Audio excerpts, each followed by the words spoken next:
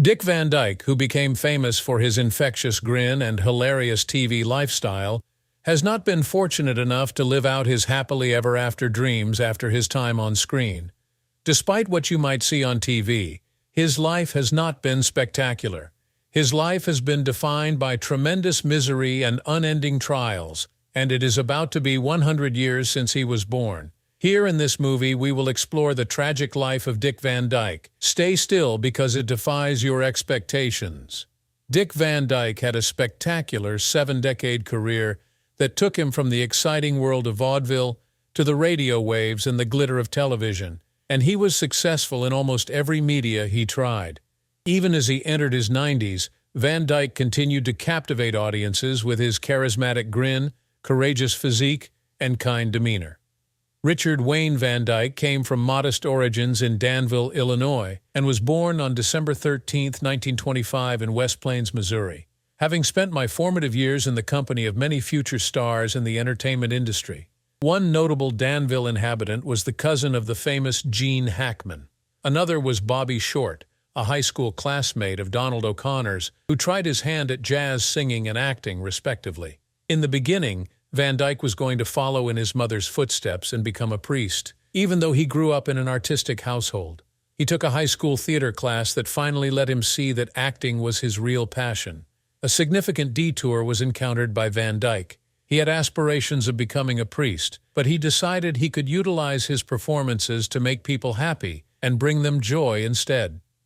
Dropping out of high school in 1944 to join the Air Force and help fight in World War II was a patriotic decision that Van Dyke made during his senior year. His entertainment career began when, after many rejections based on his weight, he was finally hired to be a radio broadcaster. Phil Erickson, a friend of Van Dyke's, approached him about creating a comedy partnership in 1947 when he was working as a radio DJ back home in Danville, where he lived after the war. Eventually, they settled in Atlanta, Georgia, after becoming known as Eric and Van the Merry Mutes, a successful mime duo that toured the nation. Margie Willett was Van Dyke's first wife, and they were married the following year. Barry Van Dyke, who would later co-star with Van Dyke, was one of 4 children born to the marriage.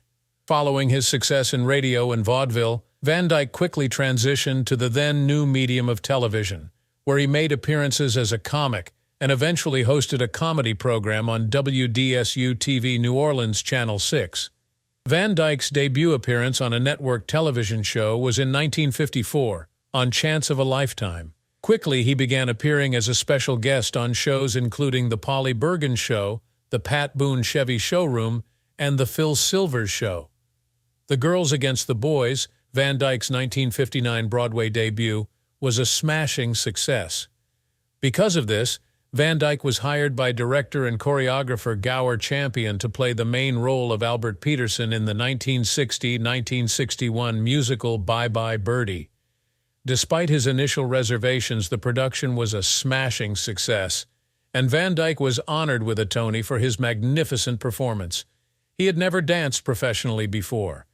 The 1963 film adaptation, which he returned to star in, was a financial success. Obviously, Van Dyke had already achieved superstardom by this point in time, all because of the trailblazing comedy that held his name, The Dick Van Dyke Show. The response of an audience was crucial to Dick Van Dyke's spontaneous physical humor throughout his career. After being selected by CBS to star in The Dick Van Dyke Show, he ensured that the studio had all the necessary equipment to accommodate live audiences during tapings. When performing stand-up comedy in front of a blank slate, he claims, "Comics are only accomplishing half the job." The audience, in his view, determines the time, and there is no other way to operate but alongside them. The 3-camera arrangement was an innovative and technically challenging way to film at the time, but it became an integral part of Van Dyke's immensely successful comedy. Eventually, the format became the norm for sitcoms on all networks once CBS adopted it. A total of 3 Emmys went to Dick Van Dyke for his work on The Dick Van Dyke Show, and the show itself took up 4 prizes, including Outstanding Comedy Series. It is worth mentioning that he became a famous movie actor while the program was airing, with his most notable parts being Bert and Mr. Dawes Sr. in Disney's Mary Poppins.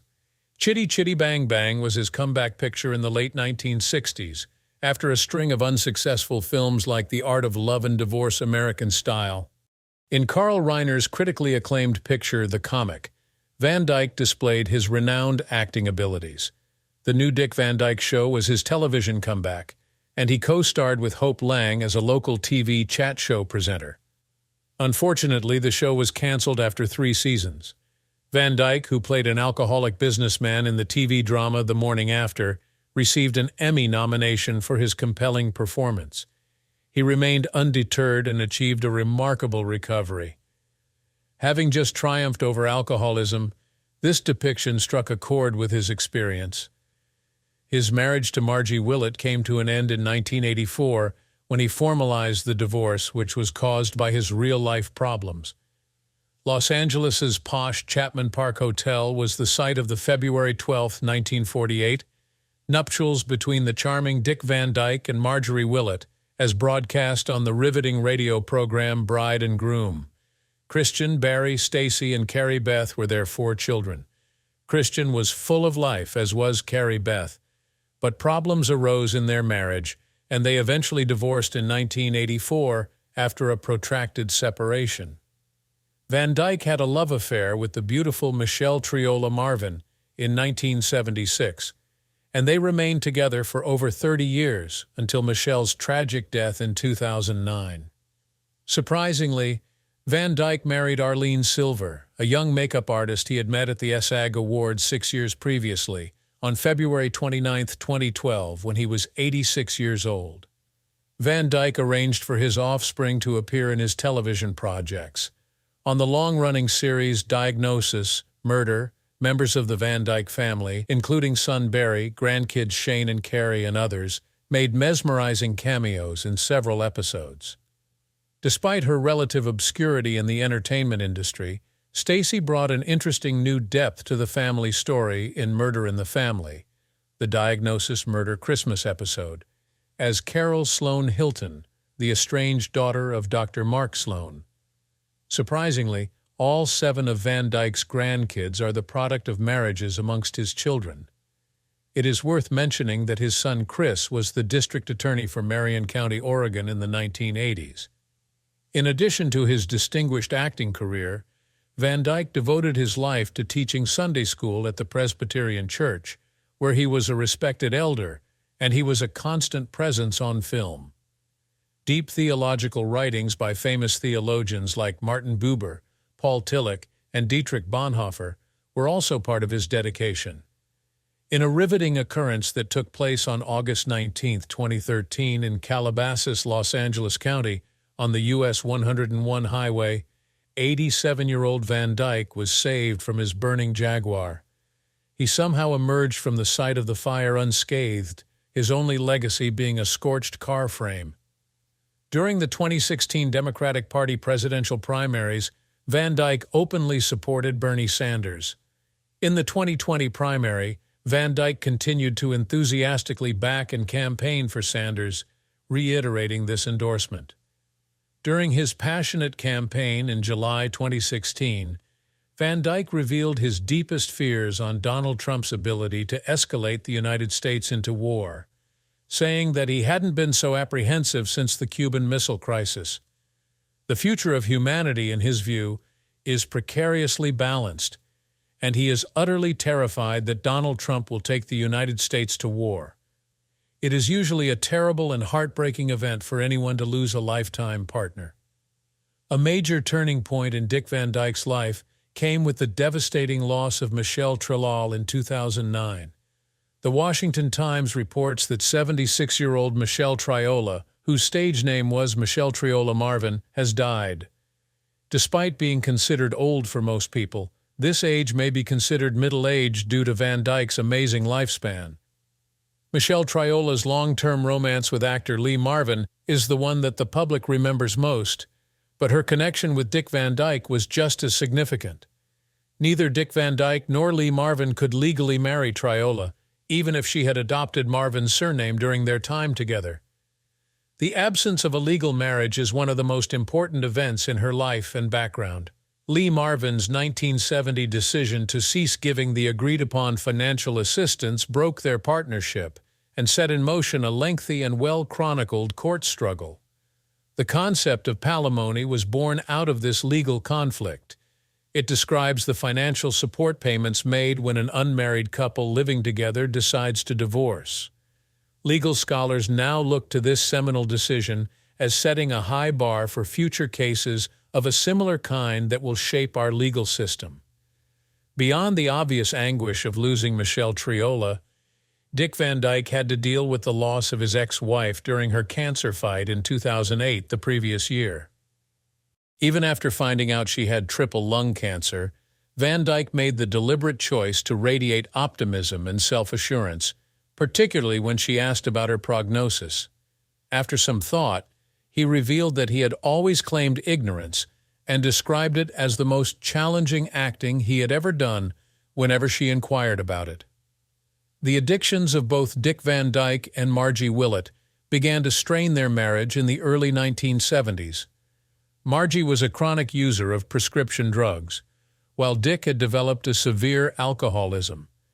His ascent to popularity and extravagant lifestyle caused a gradual breakdown in their relationship, which in turn led to his romance with Michelle Triola.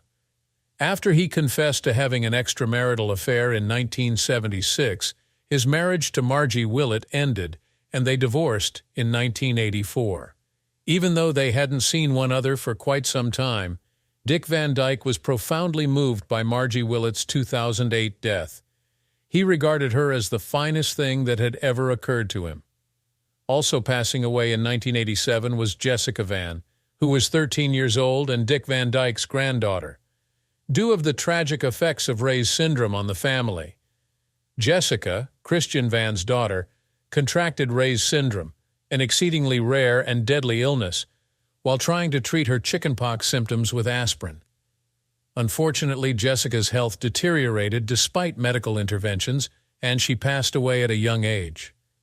Dick Van Dyke is widely considered to be one of the most amiable and infectiously happy figures in the entertainment business. His extended tenure as Detective Mark Sloan on the ostentatiously serious TV series Diagnosis Murder hasn't prevented him from enjoying other high periods in his career where his extraordinary talent for physical comedy and little zany joy were front and center. A person's outgoing personality and positive attitude in social circumstances could be misunderstood if they only look that way on television. Actually, this assumption couldn't be more incorrect. In an interview with Entertainment Tonight from 2016, Van Dyke said that he had struggled with severe shyness for a long time, especially when it came to approaching strangers. He confessed that he was really timid around new people and couldn't bring himself to strike up conversations. Van Dyke turned to alcohol as a means of coping with his chronic shyness. He discovered that drinking helped him relax and tear down the barriers that his shyness had created, making him more accessible and gregarious.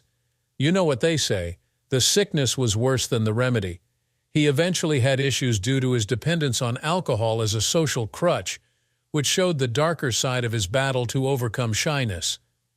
In a 2016 interview on Oprah, Dick Van Dyke openly discussed his struggles with shyness and the repercussions of attempting to overcome them with alcohol. He also discussed the whereabouts of these things. It was a long and difficult fight, Van Dyke revealed, but his early efforts to overcome his timidity led to an addiction.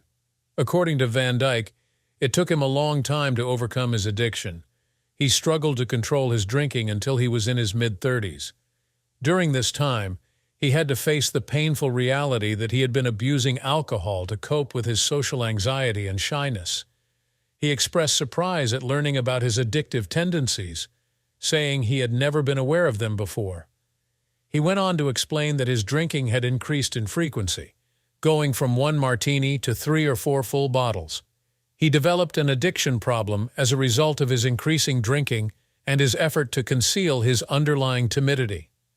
Dick Van Dyke's brave choice to publicly discuss his turbulent struggles with substance abuse has helped many people. After hearing his riveting story on Maximum Fun's Bullseye with Jesse Thorne, he begins to get messages from listeners who are profoundly affected.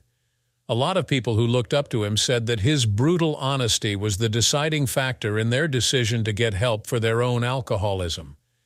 People who were ashamed to admit they had an alcohol problem have found strength and community via Van Dyke's honest confession, and he takes great delight in that. Undoubtedly, Dick Van Dyke's long and exceedingly difficult road over alcoholism was fraught with difficulty. In an interview with The Telegraph in 2013, Van Dyke discussed the devastating impact of his addiction on his mental health, as reported by The Fix. He was quite forthright about falling into a deep depression and how it had a devastating effect on his mental health. Van Dyke openly confessed to considering self-harm after sinking into a profound melancholy brought on by his addiction.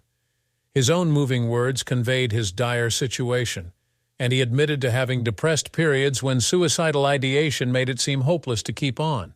But there was a dramatic shift in Van Dyke's battle with despair and drinking. According to him, things changed drastically when he began to get weary of booze and realized it no longer had any allure for him.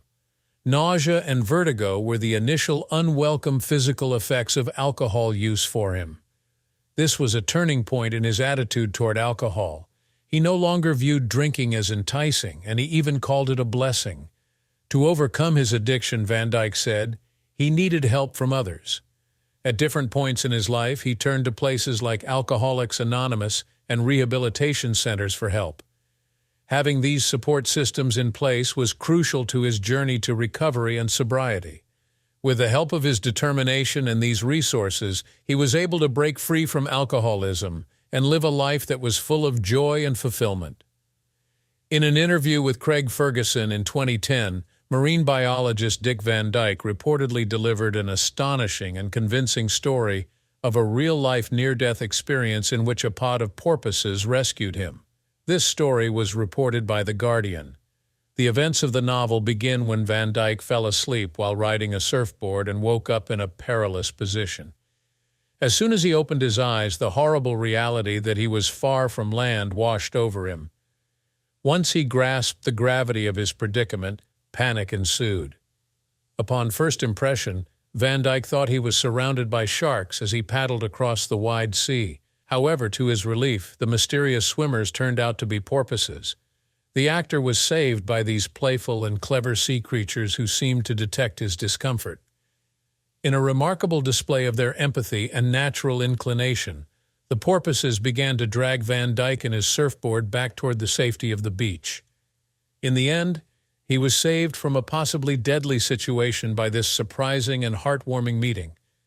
Keep in mind that Dick Van Dyke is the primary source for this information, even though the tale of rescuing porpoises sounds almost too fantastical to be true.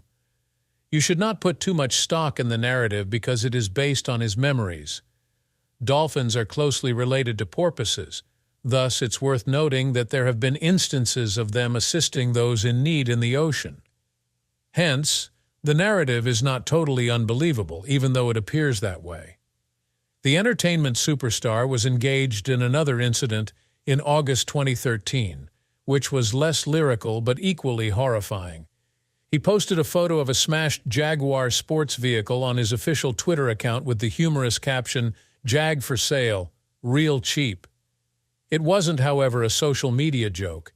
The 87-year-old driver, Dick Van Dyke, was reportedly involved in a bizarre automobile fire that occurred as he was traveling down California's Route 101. Despite the seriousness of the situation, Van Dyke managed to come to a safe stop on the side of the road. However, he couldn't get out of the burning automobile without the assistance of others. Although TMZ was the first news outlet to report on the incident, it was not before the automobile caught fire that Van Dyke was hauled to safety.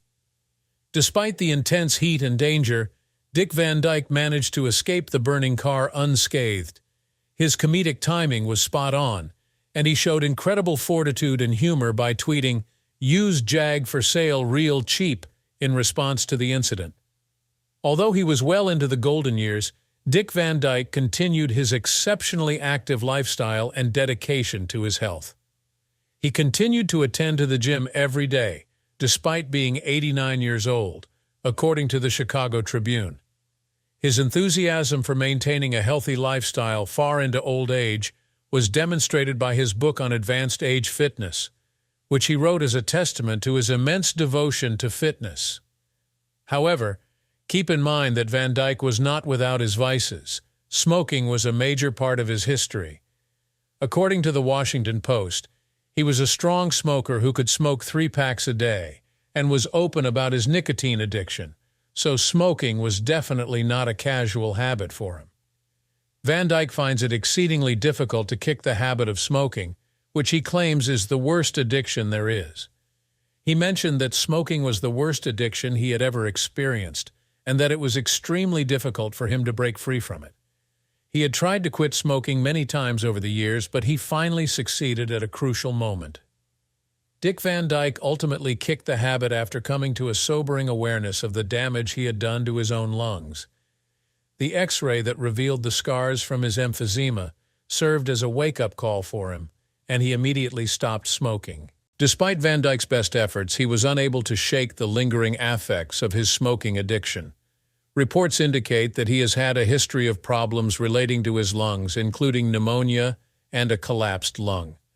Due to an undiagnosed neurological disease, Dick Van Dyke noticed a bizarre and continuous sound within his mind in 2013 that resembled a heartbeat. Despite several testing and treatments, his condition worsened, impacting his whole health. It was only after an open appeal for assistance on Twitter that it was determined that his titanium dental implants were the cause of the pain and vibrations. Even after his hit program ended, the multi-talented Dick Van Dyke kept enthralling TV viewers. In 2003, he and Mary Tyler Moore had a critically acclaimed and theatrically successful performance of The Gin Game. In that same year, he made an acting debut on Scrubs, playing the role of a doctor. After appearing as a guest performer in several Murder 101 mysteries, Van Dyke made a triumphant comeback to film with his villainous roles in Curious George and Night at the Museum. Even though it was trimmed from the final cut of Night in the Museum, Battle of the Smithsonian, he made a cameo appearance in the sequel, reprising his part. In 2017, he put his singing and jazz abilities on display with an outstanding solo CD. He reprised his roles as Bert and Mr. Dawes Sr. from the first Mary Poppins film before delivering a stellar performance as Mr. Dawes Jr. in 2018. In 2023, at the age of 97, he became the oldest person to ever compete on The Masked Singer, and he also served as a consultant for the WandaVision series. When he came out as Gnome, the judges and crowd gave him a long-standing ovation. For the encore, he even sang a few bars of Mary Poppins' Supercalifragilisticexpialidocious. The following year, he continued to captivate viewers with a guest appearance on the hit serial opera Days of Our Lives, showcasing his ability and charisma. I appreciate you tuning in. If you want to see more, just click the video that appears next.